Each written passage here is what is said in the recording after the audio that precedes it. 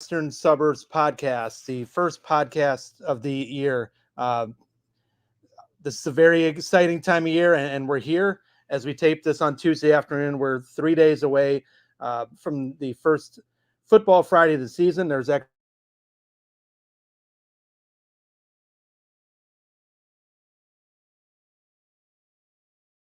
players and coaches and fans and even us reporters. I mean, this is going to be my, I think, 27th year covering high school football, and I kind of feel like that freshman, that's their first game playing high school football. Just really excited about what's ahead. And Joel Boenitz, he's joined us at Shaw and Friday Night Drive in the last year. This will be your first football season in Illinois. Joel, what's your feelings right now? Yeah, it's I've heard lots of hype about the Illinois high school football series. So I'm really excited to get into it. Obviously, I've been exposed to just Missouri high school football for a good majority of my life. Um, there've been some good teams that I've seen during my time. Cardinal Ritter is one that some Illinois teams will know pretty well, but um, yeah, I'm excited to see what the Illinois teams have in store. Yeah, I think they have a lot of good things in store. I think we're going to see some good stuff. For you starting Friday, we'll touch on it later. You're going to be seeing one of the best players in the state Friday. Once again, everybody, thank you for joining us here in the Western Suburbs podcast. And thank you for your interest and your support at Friday Night Drive. We have a lot of great stuff going on this week. For those that have not know or seen, we dropped Steve Soucie's preseason playoff projections that will be coming at you throughout the year. So that is available, so you can kind of get the first look on where you think your team might stack in the playoff bracket, and also our Friday Night Drive preseason top 25 rankings. They dropped today on Friday Night Drive, so kind of catch a look to see what we're looking at rankings as we go into the year. And then, of course, as we progress throughout the week, we're going to be having our game previews and predictions coming at you probably Thursday morning. You can look for that online, predictions or previews and predictions for games across northern Illinois, all the way from basically western Cook County to the Mississippi River. So we got it covered here. But again, we're going to be touching on the Western Suburbs, big games across the area. And Joel, I think we got to start with a game that when I heard that they were playing, I was kind of like, it's like that Christmas present. You couldn't wait to take out and take it for a ride and do whatever. Of course, I'm talking about Batavia at Glenbard West. They're playing Saturday afternoon at Deshawn Field. Obviously, that's a fantastic setting for high school football at Deshawn, and two of the best programs in the Western Suburbs. I mean, you can make a case that they might be the two best programs in the Western Suburbs going at it with Batavia and Glenbard West. Glenbard West, I did their conference preview. They've made the playoffs and won at least 8 games in a full season, all 16 seasons under head coach Chad Hetlett, and no reason to think that they won't be right back out there again. They have Iowa State recruit Mason Owens, who's their defensive back, play a little receiver, play a little running back. They have Michael O'Connell, who's a Northwestern recruit, 6'7", about 280 pounds at tackle. And then, of course, Tayon Oriental, a running back who is the Western Suburban Conference co-offensive player of the year. So a lot of talent at Glenbard West. But Batavia does, of course, as well. Joel, what do you know about this Batavia team so far? Yeah, I mean, Batavia, it's got a little bit of a weird storyline this year. I mean, obviously, the big one for Batavia is the fact that this is going to be their first season without Ryan Bowe, who's now at Northwestern, playing quarterback there. In his stead, there's going to be Bodie Anderson coming in. He's a junior. Didn't really see a lot of playing time. Usually was thrown in at the end of games last year, especially during blowouts. But also on top of that, they lost a lot of key offensive players as well. A lot of key, like Charles Wellplay at running back, and also Luke Alwyn at wide receiver. Two of the top receivers, even though Wellplay was a running back. So lots of big offensive weapons gone as well. But I mean, they've got a lot of big players coming in their stead. Nathan Whitwell, who's been one of the best sprinters for Batavia over the past couple of years. He's going to be coming in at running back. Isaiah Brown, who was a Yorkville transfer last year, he's going to be coming in as the number 1 wide receiver.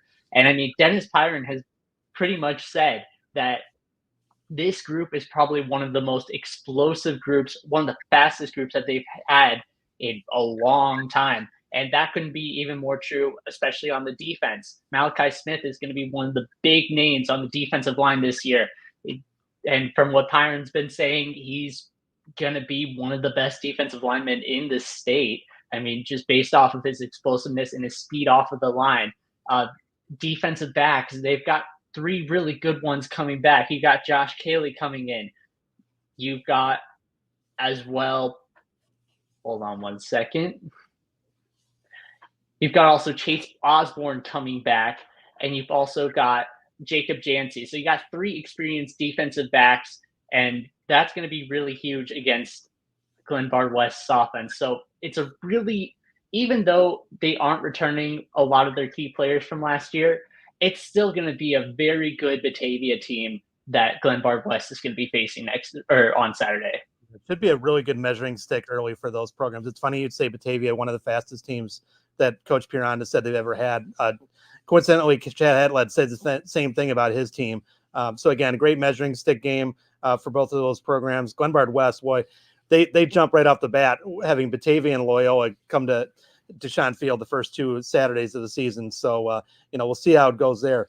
Going into the Friday night games, I'm going to start with Nazareth. Of course, the 2-time defending state champions. They set history last year. They actually lost the first 4 games of the season. They got into the playoffs at 4-5, and then all that they did was they go on and win the Class 5A state championship. Obviously, they don't want to put themselves in a position that they did last year, starting 0-4. The year before that, they started 2-4. They have a lot of talent coming back. Logan Malachek, he's a 4-year starter at quarterback. Gabe Kaminsky, Stanford recruit. He's a 4-year varsity guy. They have James Penley as a wide receiver. He's a 4-year varsity guy. You'll notice that I keep saying 4-year varsity guys. A lot of talent that's been with them from the start. But again, they don't want to dig that hole for themselves. But man, their schedule, as always, brutal. They start Kankakee, which was I believe an 11-1 team last year. Then they go Kenwood. Then, they just play Mount Carmel after that. No problem. And then week 5, I believe they play Joliet Catholic in a rematch in the state championship game. So, we'll see how it goes. I mean, Nazareth is the team that I think we're going to be talking about throughout the season, and starting with a really good week 1 game where they play Kankakee. Should be a good one there. Joel, again, you're going to be out on Friday. We talked about Batavia playing Glenbard West. Geneva, a team that really has kind of emerged, starting to maybe get out of Batavia's shadow just a little bit the last few years. They made a nice little playoff run last year. A lot of talent back. Starts with Talon Taylor, the senior receiver, going to Georgia. They play Larkin on Friday night. What are you looking to see there? Yeah, I think the big thing for them is just seeing how Talon Taylor has, kind of adjusted it to the new quarterback. Nate Stempowski, who's been the quarterback there for the past 2 seasons, did graduate this past year. So they're going to have a new quarterback there. It's either going to be Tony Chihino, a senior, or it's going to be Brock Phillip, a junior. It's most likely going to be Tony Chihino. He was taking most of the first reps during 77s. But it'll be interesting to see what that dynamic is like with that wide receiver quarterback, because from what Taylor told me whenever I talked to him a couple of weeks ago, that bond that the quarterback and wide receiver have, it's one of the most important things in football. So it'll be interesting to see how that relationship has bonded between him and whoever the starting quarterback is whenever the time comes. And, one thing he's also been talking about, one thing Boone Thorgerson was also talking about, was the amount of double teams that Taylor should be expecting to see. Obviously, big name, 4-star recruit heading to Georgia after this next year. All eyes are going to be on him for the defense. So it's going to be up to the other role players as well. Michael Romero, Tony Velez at running back as well. Finnegan Wepner, another wide receiver who stepped up in Taylor's stead while he was out with a torn meniscus last year. So there's a lot of different options for them on the offense, and that's going to be one of the big things to see. Now, Larkin's going to be a little bit interesting as well. They did go 3-6 last season with their first season under Vincent Ray. But looking at the roster, I mean, they didn't lose anybody. A lot of their players from last year were juniors, sophomores, and freshmen. So everybody's going to be coming back from this year. So it'll be interesting to see how Geneva can face off against a team who have a full season together, and we'll see how it all plays out at Geneva on Friday night. Yeah, I mean, you mentioned Talon Taylor. The one thing I'll say is it's just going to be nice to see him back on the football field. He got injured, midway through the season. I believe it might have been the Batavia game, and he missed an extensive amount of time. And that's such a huge loss for them when they lost him. So, great to see him back on the field. On the Larkin side, it's going to be, we'll see what happens. Larkin in the Upstate 8, that's a league that has been what they call like a closed league where they just play conference games. This year, that league is kind of restructured a little bit in 2 divisions. Riverside, Brookfield joining that league. Now those teams are going to be able to play, if I'm not mistaken, at least one non-conference game in week 1. Larkin, of course, playing this game. I mean, Glenbard South is playing Wheaton, Warrenville South. We'll touch on that later, as well as Glenbard East, Willowbrook. So I think that's going to really benefit programs like Glenbard East, Glenbard South, even Larkin, that they can step out and play tough non-conference games in week 1 and test themselves going into their conference season. And also, if they're lucky enough to get in the playoffs, potentially in the playoffs as well. So, we'll see how that one shakes down. You'll be there on Friday. The game that I'm going to be on Friday, Neuqua Valley is going to be at Oswego. That was a game that, last year, I remember people were wondering about how Oswego was going to, kind of bounce back 2 years ago. They missed the playoffs for the first time in almost a decade, and they were to beat Neuqua right off the bat. I think they shut them out, and that really set the tempo for Oswego's bounce back season. Now this year, Oswego, a lot of talent back, a lot of guys that were, I think 5 guys that played, and they're in the 3rd year of varsity that were played as sophomores, most notably Carson Cooney, senior linebacker, is going to Iowa. He's, of course, the son of Oswego head coach Brian Cooney. He's a ringleader there on their defense. They have a very strong defense. Mikey Claycomb, another linebacker for them, again in his 3rd varsity season. Jeremiah Kane, kind of a game breaker type wide receiver, defensive back. He's in his 3rd year. Kid going to Northern Iowa for football. And then on the other side, Neuqua, I remember last year when Oswego shut him out, I was kind of thinking, okay, immediately you get the week 1 overreaction. What's wrong with this program that they got shut out? Are they going to struggle? Well, they didn't struggle. They ended up going 7-4. They reached the 2nd round of the playoffs. Neuqua, I expect that to be another strong program. So should be a fun game on Friday night it's been a nice little series that they've had over the last 3 years. 2 teams that really aren't separated by a whole lot of geography, but in the past really didn't see each other on the football field. Now they are. So should be a fun one. Another game that's involving a Duquesne Conference team stepping out, playing non-conference. I'm talking about St. Charles North. They are going to Palatine on Friday. Should be another nice little, kind of a conference matchup, measuring stick, see where those teams are, see where those conferences might be. St. Charles North, obviously looking to really get back to the top of the Duquesne Conference. And I guess, Joel, got to start with their 4-year starting quarterback, Ethan Plum.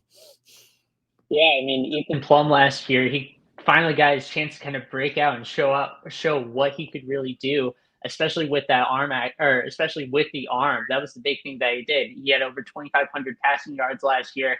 And of course, it helped that he had, 3 very talented wide receivers back there as well. With Jake Medital, you got Jake Furtney, and then you got Anthony Taormina, who all 3 are gone. So that's not going to really help him a whole lot this time. He's going to have basically a brand new wide receiving core this year. And, you got Keaton Ranke, who was injured for a good majority of last year. He's going to be coming back nice and healthy. They've got a Marmion transfer and Brian Harms coming in as well. But I think also on top of that, one person who didn't really get a lot of love last year was running back Joel Holloman. And with the wide receiver core being a little bit on the weaker side compared to last year, we can fully expect him to be a big part of that offense. I mean, not only did he show that he can use his legs a little bit, get some speed in the open field, but I mean, Ethan Plum did as well. He had over 600 rushing yards last year, 10 touchdowns on the ground. So you got that combination there. And plus, also, you got some new wide receivers. I mean, that offense could be pretty lethal throughout the entire season. And I mean, last year, this matchup between the two teams ended up being basically a shootout. It was 37-34 with St. Charles North coming out on top. So it'll be really interesting to see how this team kind of adjusts to this new playing style, from being a relatively pass heavy team last year into a more mixed bag this year. So it'll be interesting to see what they show in this week 1 matchup. Yeah, and just the value of a kid. I mean, we're talking about Plum going into his 4th season as a varsity quarterback. I know he didn't play full-time as a freshman, but he did get on the field quite a bit as a freshman. But, just the experience and the talent level, and the leadership, that's just invaluable. I mean, he's got it. We talked about Logan Malachik for Nazareth. So, just a huge advantage for those programs right off the bat to have that kind of experience and that kind of talent at, the most important position on the football field at quarterback. So, it should be a good test for the St. Charles North right off the bat, going up to Prospect, mid-suburban league team, very strong league. I'm sorry, I was talking about Palatine. I was getting ahead of myself, Joel. Prospect, another mid-suburban league. They're going to be playing at Lyons Township. A program that's really, they had a few down years, but then they hired John Butcher, former great quarterback at Wheaton Warrenville South. And he's done a really nice job there of kind of, moving them back into a program that's one of the better programs in the West Suburban Silver. They made the playoffs the last, I believe, 3 years. They reached, I think, the quarterfinals 2 years ago, won a playoff game last year. But anyway, a great test for them right off the bat against Prospect, a good team out of the mid-suburban. Lyons Township, like some of the other teams, they have a quarterback that graduated, a 3-year starting quarterback, and Ryan Jackson, but they do have a very talented wide receiver, Travis Stam, going to Illinois State. He had a huge year last year for them. He's going to be a guy that I'm going to be looking for Lyons Township. But a really nice game for them right off the bat. I believe they play Wheaton Warrenville South in week 2, so they are really testing themselves in the first couple of the weeks of the season before they go into the West Suburban Silver, which is a dogfight. So, it's going to be a grind for teams like that to get to that 5 or 6 wins. But it makes for a lot of exciting week 1, when we get games like that. So, looking forward to that one. A few other games around the area that I wanted to touch on before, we kind of, say our farewells and get out of here. Glenbard East-Willowbrook, 2 schools that are not separated by a whole lot of geography on Roosevelt Road, maybe 3 or 4 miles. 2 programs that have had a lot of success in the playoffs in recent years. I think Willowbrook made a run of maybe 4 or 5 straight quarterfinal appearances. They made a semifinal in 2019. Glenbard East, they went through a long dry spell playoffs. I think 25 years, but they've really come back strong the last years. I think they made the playoffs the last 3 or 4 years. And now they're matching up. Really good, again, cliche, but good measuring stick game for not only them, but those leagues. Willowbrook, they graduated a 4-year starting quarterback, Arthur Perlicki, but they have a very talented wide receiver, KJ Rhodes. He had something crazy like 85 catches last year, which for a high school kid that's a crazy number to have. I think he had 15 touchdowns. I mean, if you're doing fantasy high school football, you wanted KJ Rhodes on your team last year. But we'll see what he can do with a new quarterback. They had a lot of talent that are coming back. I think they had 9 starters on offense returning. But they'll get a tough test. Glenbard East, like I mentioned, has had a great run the last few years. And I think, Joel, you might know a little bit about them. Yeah. So about the kind of run that they've been on, they've actually made 5 straight playoffs over these past couple of years, and they're looking for their 6th, but it's going to be a little bit difficult this time. They lost a lot of big talent, especially on the offensive side, most notably their backfield duo of Blake Salvino and Matt Larson, who are both now at North Central College, getting ready to play some D3 football. So it's going to be a little bit different on the offensive side for Glenbard East this year. The plan is to put Michael Nee in at quarterback to replace Salvino, but he's going to have 2 really good wide receivers on either side of him with Amonte Cook and Chris Renford. The two of them have been two really key threats, and both of them have been people that Coach Walters have said on multiple occasions that they are going to have a chance, if they get the ball in their hands, to do something big, to do something explosive, and to get them on the board. So that's going to be an interesting thing to see, especially with Matt Larson getting a good majority of the the yards last year. And then on defense, they are also losing some more starters as well. Augustus Winkler and Dan Slatinov are the two big ones.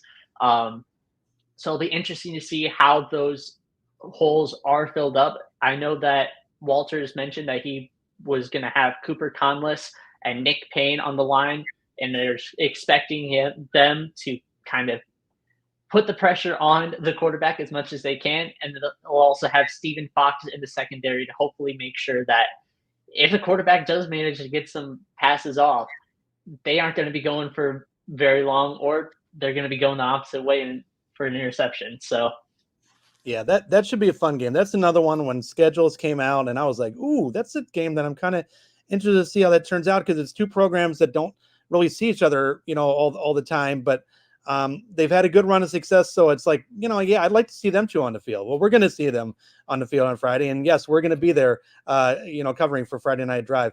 Another one, Glenbard South, Wheaton Warrenville South, another two schools that not a whole lot of real estate on Butterfield Road. I know I'm kind of talking geography, so if you're not around the suburbs, you don't know what I'm talking about. But they're not separated by much. Where's real estate in Butterfield Road? We're talking about Glenbard South and Wheaton Warrenville South.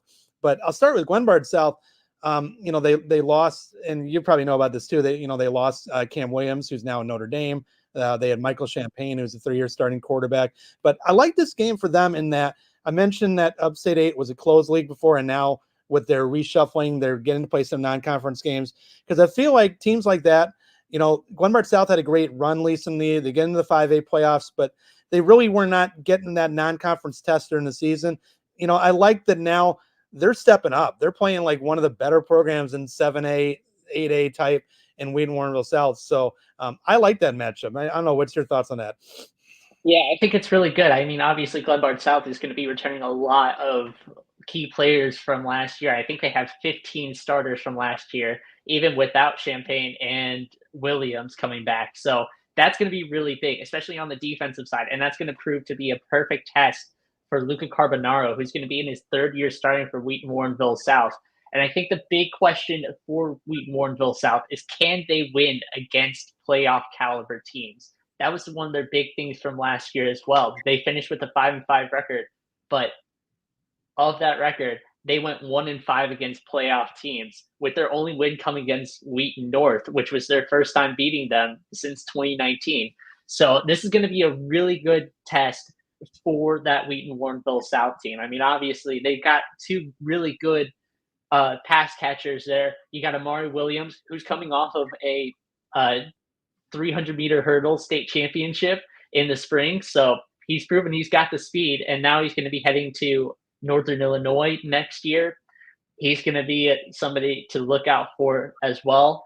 And then also on top of that, you've got the tight end as well, who's going to be heading to Illinois State, Brady Gokin.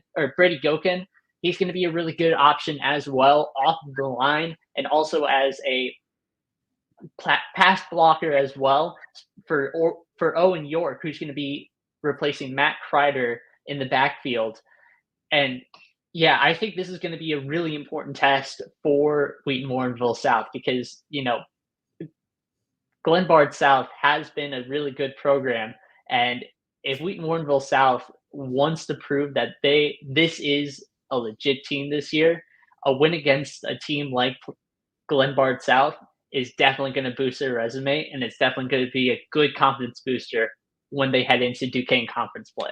Yeah, I mean, you mentioned their struggles against playoff teams. Well, I have a hankering they're going to see quite a few teams that are going to be in the playoffs this year. When you're talking about Glenbard South, then Lyons Township, then they go in the Duquesne conference. So they're going to get plenty of tests, but it helps to have a quarterback like Luca Carbonaro, who's in his third year starting. I remember I think it was at his first game that he started. It was at Gately Field. They were playing Simeon, and Malik Elzy did some outrageous things for Simeon that day. But it was Luca Carbonell's first game as a starter. I do remember that. Yeah, so a lot of great stuff on Friday. We could probably go on and on and on, but we don't want to be here all Tuesday afternoon. But a lot of great stuff coming ahead. This is going to be the first of 3 podcasts that are coming at you this week on Friday Night Drive. Tomorrow I'm going to be with Steve Soucie, where we're going to be breaking down some of the top matchups statewide. And then also tomorrow, JT Peddledy, Eddie Criffio, and Drake Landsman. They're going to be talking about some of the games to watch in the Northern Illinois, sort of DeKalb West, Ottawa West neck of the woods. So if you're a fan or interested in what's going on out there, that's a podcast that you really want to tune in on. And then we look ahead to Friday night. We're going to be having a live stream once again from 9:30 to 11 p.m. Steve Soucie is going to be joined by Matt Rodewald. They're going to be breaking down all the top games that Steve is looking at. Going to have live updates, live scores. They're going to have commentary from reporters, coaches. You got all that good stuff coming at you on Friday night. And in the meantime, we're going to be covering somewhere in the neighborhood of 40 games. So long story short, a lot of great stuff coming up on FridayNightDrive.com. And again, we thank everyone for your support and just really looking forward to games on Friday. Joel, before we sign off, you got any final thoughts? I'm just excited for football season. Turn down the lights. It is time to play high school football. Absolutely. And again, you can follow me on Twitter or X or whatever you want to call it at JWELGE96. You can follow Joel at J_BOENITZ2. Of course, you can follow Friday Night Drive on Twitter or X, whatever you want to call it, at FN Drive. It's also on Facebook and Instagram and probably other social media that I'm not aware of. But anyway, thanks everyone for joining us and looking forward to Friday.